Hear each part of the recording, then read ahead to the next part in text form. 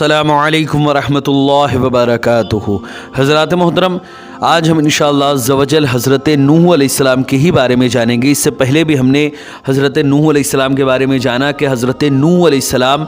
ने कैसे, जो इससे पहले वाले एपिसोड्स में हमने जाना कि हज़रत नूह अलैहिस्सलाम ने कैसे 950 साल तक अल्लाह का पैगाम अल्लाह के बंदों तक पहुंचाया, लेकिन उन सभी लोगों ने अल्लाह के उस पैगाम को झुटलाया और मानने के बजाय सरकशी पे उतर आए। हज़रत नूह अलैहिस्सलाम को बहुत सारी धमकियां भी थी, बुरा भला भी कहा और हर तरह के मज़ालिम आप पर ढाए। हज़रत मोहतरम, आज हम इंशाअल्लाह अज़्ज़ व जल मज़ीद हज़रत नूह अलैहिस्सलाम की जो कौम थी, हज़रत नूह अलैहिस्सलाम को कौन कौन सी धमकियाँ देती थी और क्या क्या जुल्म हज़रत नूह अलैहिस्सलाम पे किए, वो तमाम बातें जानेंगे। वीडियो पसंद आए तो वीडियो को लाइक करें, शेयर करें और अगर हमारे मोहम्मदी चैनल पर नए आए हो तो इसे ज़रूर सब्सक्राइब करके बेल आइकन को भी ज़रूर दबाएं ताकि इस तरह की तमाम इन्फॉर्मेटिव वीडियोज़ आप तक ज़रूर पहुँचे। हज़रात मोहतरम, आपसे गुजारिश है कि हमारे चैनल पर जितनी भी वीडियोस हैं आप ख़ुद भी देखें, अपने दोस्तों अहबाब रिश्तेदार और मिलने जुलने वालों को भी शेयर करें, अपने व्हाट्सएप के हर नंबर और हर ग्रुप और फेसबुक वगैरह पर भी शेयर करें ताकि ज़्यादा से ज़्यादा लोगों तक अल्लाह और रसूल का पैगाम पहुँचे और सवाब जारिया की सूरत में क़यामत तक आपको इसका सवाब मिलता रहे। हज़रात मोहतरम, अल्लाह रब्बुल इज़्ज़त ने फरमाया कि ए नूह, अगर तुम बाज ना आए। नूह अलैहिस्सलाम की कौम ने हज़रत नूह अलैहिस्सलाम से जो कहा था उसी को अल्लाह रब्बुल इज़्ज़त ने कुरान मुक़द्दस में बयान फरमाया और वो आयत कुछ यूँ है। हज़रत नूह अलैहिस्सलाम से उनकी कौम ने क्या कहा कि ए नूह, अगर तुम बाज ना आए तो तुम ज़रूर संसार कर दिए जाओगे। हज़रात मोहतरम, अल्लाह रब्बुल इज़्ज़त का कितना ज़्यादा फ़ज़ल है कि अल्लाह रब्बुल इज़्ज़त की इस उम्मत, जो हमारे आका व मौला हुज़ूर रसूल अकरम सल्लल्लाहु अलैहि वसल्लम की उम्मत, जो हमारे आका व मौला पर जुल्म करती थी, उन पर कोई अज़ाब अल्लाह रब्बुल इज़्ज़त ने नहीं नाजिल फरमाया।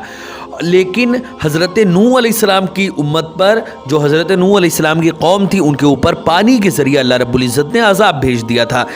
और वजह क्या थी? हमारे आका व मौला हुज़ूर रसूल अकरम सल्लल्लाहु अलैहि वसल्लम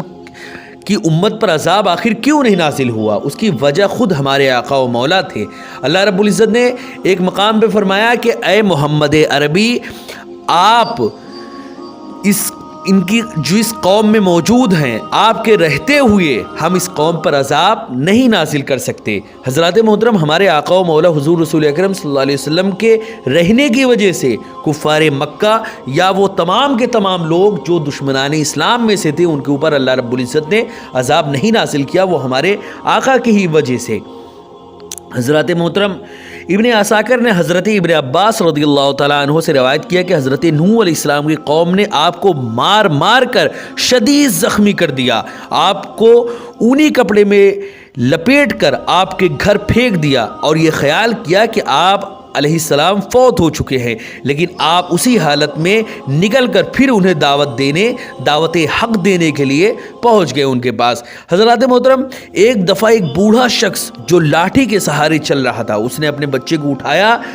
और हज़रत नूह अलैहिस्सलाम को, अपने बच्चे को वो उठाया हुआ था, हज़रत नूह अलैहिस्सलाम को देखकर अपने बेटे को कहने लगा, ए मेरे बेटे, देखना इस बूढ़े शख्स के जाल में कभी भी ना फंसना, ये तुम्हें कहीं धोखे में ना डाल दे। बाप की बात सुनकर बेटे ने कहा, अरे मेरे अब्बा, मुझे उतार दो और अपना डंडा मुझे दे दो।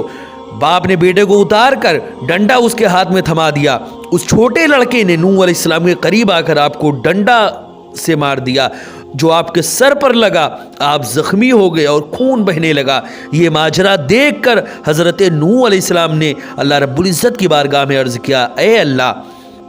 तेरे बंदे जो भी मेरे साथ सलूक कर रहे हैं तू उसे देख रहा है। ए अल्लाह, अगर तू अपने बंदों को ज़िंदा ही रखना चाहता है तू उन्हें हिदायत दे दे या अपना कोई फ़ैसला करने तक मुझे सब्र दे, तू बेहतर फ़ैसला फरमाने वाला है। अल्लाह रब्बुल इज़्ज़त ने कुरान मुक़द्दस में फरमाया और नूह की वही,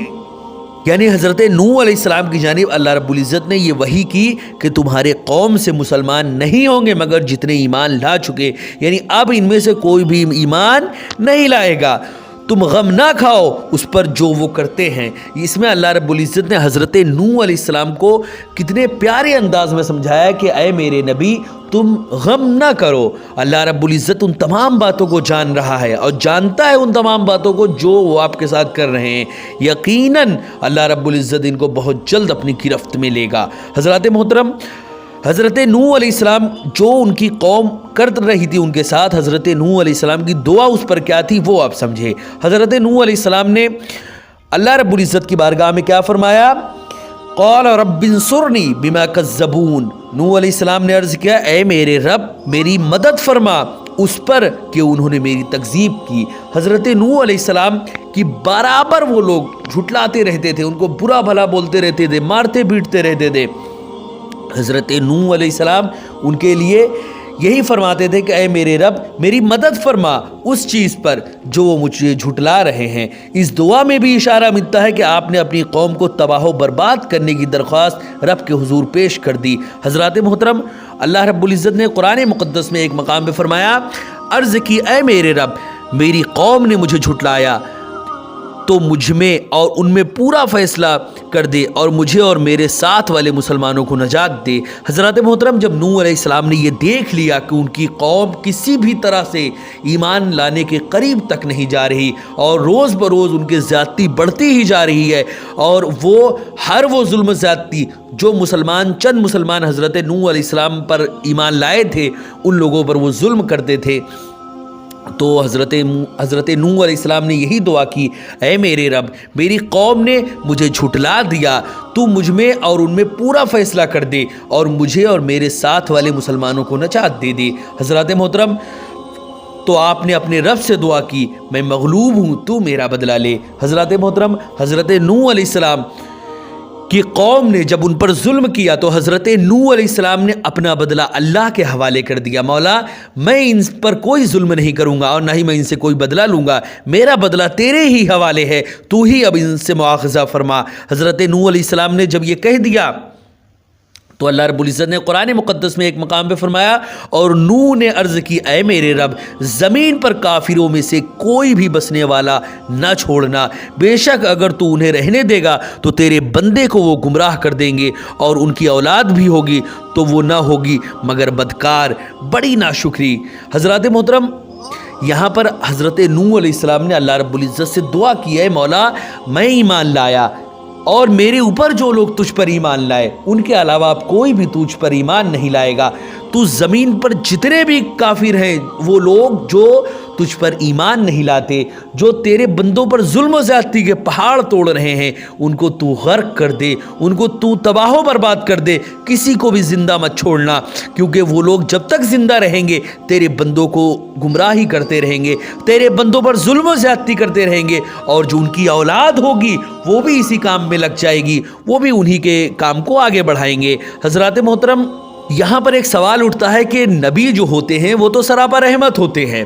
لیکن حضرت نوح علیہ السلام نے اپنی قوم کو وہ بد دعا کیوں دی کہ یہ ہلاک ہو جائیں، اور دعا کیوں کی کہ اے اللہ ان کو اب تباہ و برباد کر دے، ان کو ہلاک کر دی؟ اس کی کیا وجہ ہے؟ حضرات محترم، نوح علیہ السلام نے قوم کو برباد کرنے کے لیے دعا اس لیے نہیں کی، کیا وہ آپ کو گالیاں دینے کی دھمکی دی گئی تھی یا آپ کو سنسار کرنے کے لیے انہوں نے کہا تھا، بلکہ صرف وجہ یہ تھی کہ اے اللہ جیسے تو نے خود بتا دیا ہے کہ جو ایمان لا چکے ہیں ان کے بغیر اور کوئی ایمان لانے والے نہیں، تو ان سے ایمان کی توقع جب نہیں اور ان کی اولاد سے بھی کوئی توقع نہیں سوائے بدکاری کے اور ناشکری کے، کوئی بھی ان سے امید نہیں، تو ان کے زندہ رکھنے کا کیا فائدہ؟ اے مولا تو ان کو تباہ و برباد کر دے. حضرات محترم، اس میں حضرت نوح علیہ السلام نے دعا کی، اے اللہ میں تو عاجز و مغلوب ہو چکا ہوں، تو اپنے دین اور اپنے ایمان لانے والے بندوں کی خاطر میری مدد فرما. حضرات محترم، جب اتنی دعا حضرت نوح علیہ السلام نے مانگ لی تو اللہ رب العزت نے حضرت نوح علیہ السلام کو کشتی بنانے کا حکم دے دیا. نوح علیہ السلام کی دعا کے بعد اللہ رب العزت نے فرمایا کہ تمہاری قوم کو غرق کر دیا جائے گا، تم اپنے اور ایمان لانے والے لوگوں کو بچانے کے لیے ایک کشتی تیار کرو۔ اللہ رب العزت نے فرمایا اور کشتی بناؤ ہماری مدد اور ہمارے حکم سے، اور ظالموں کے بارے میں مجھ سے کوئی بات نہ کرنا، وہ ضرور ڈبو دیے جائیں گے۔ حضرات محترم، کافروں کے عذاب کی تاخیر کی کہیں دعا نہ کر دینا، کیونکہ ان کے غرق ہونے کا یقینی فیصلہ ہو چکا ہے کہ ان کو غرق کر دیا جائے گا۔ ان کے غرق ہونے کا وقت بھی معین ہو چکا ہے، اسی لیے جلدی کا مطالبہ بھی نہ کرنا، کیونکہ وقت مقرر سے پہلے ان پر کوئی بھی عذاب نہیں آئے گا۔ حضرات محترم، آپ کی ایک بیوی اور ایک بیٹا بھی کافر ہے، وہ بھی غرق ہو جائے گا، ان کے بچانے کے لیے بھی دعا نہ کرنا، کیونکہ تمام کافروں کے ڈبونے کے فیصلہ اللہ رب العزت نے کر چکا ہے۔ یہاں پر ایک بات میں آپ کو ذکر کرتا چلوں کہ حضرت نوح علیہ السلام کی جو ایک بیوی تھی وہ بھی کافر تھی، وہ بھی حضرت نوح علیہ السلام پر ایمان نہیں لائی تھی۔ اسی طرح آپ یعنی حضرت نوح علیہ السلام کا ایک بیٹا بھی کافر ہی تھا جس کا نام کنعان تھا، وہ حضرت نوح علیہ السلام پر ایمان نہیں لایا تھا۔ تو اس کے بارے میں اللہ رب العزت نے فرمایا کہ کافر جو بھی ہے وہ چاہے تمہارے گھر کا ہو یا باہر کا ہو، اس کو اللہ رب العزت غرق کر دے گا، اس کے لیے کوئی بھی دعا نہیں کرنا۔ حضرات محترم،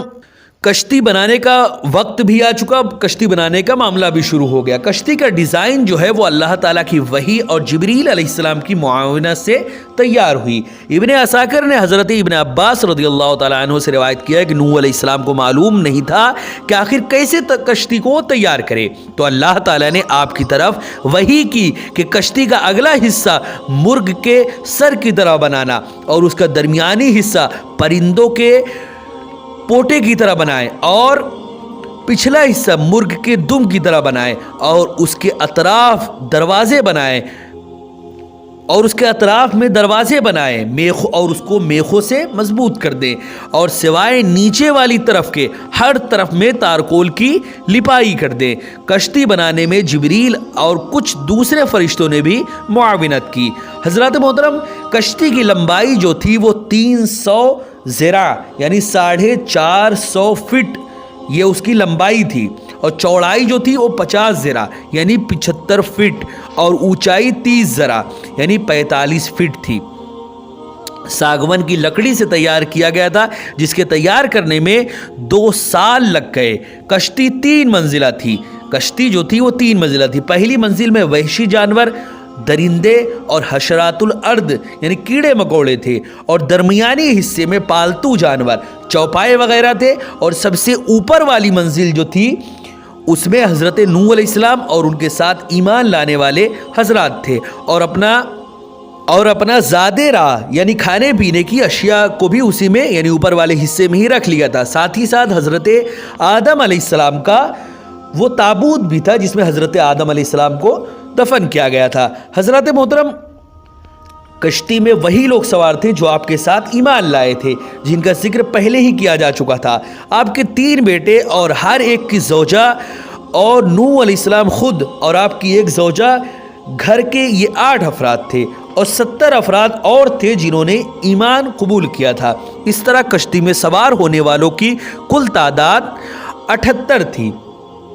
علامہ آلوسی نے آپ کے بغیر 79 آدمی یعنی 72 اور 7 افراد کے قبیلے کے اور ایک آپ خود، اس طرح کل 80 آدمی تھے۔ اس روایت کو زیادہ صحیح قرار دیا گیا ہے، یعنی کشتی میں پورے 80 لوگ سوار تھے۔ یہاں پر ایک بات اور ذہن نشی رکھے کہ نوح علیہ السلام کی ایک زوجہ اور ایک بیٹا کنعان جو تھا وہ کافر تھا، جو طوفان نوح میں ہی غرق ہو گئے تھے۔ ان کا ذکر انشاءاللہ عز و جل میں آگے بیان کروں گا۔ حضرات محترم، کشتی کو دیکھ کر آپ کی قوم آپ کا خوب مذاق اڑاتی تھی۔ حضرت نوح علیہ السلام کے حکم سے کشتی بنا حضرت نوح علیہ السلام اللہ تعالیٰ کے حکم سے کشتی بنا رہے تھے۔ قوم آپ سے پوچھتی تھی کہ اسے کیا کرو گے، تو آپ فرماتے یہ سیلاب میں کام آئے گی۔ یہ سن کر قوم مذاق اڑاتی کہ اس علاقے میں پانی کا کوئی دریا بھی نہیں، تو اتنی بڑی کشتی بنانا کہ یہ پانی میں کام آئے گی، معاذ اللہ یہ تو سراسر حماقت ہے اور بیوقوفی ہے۔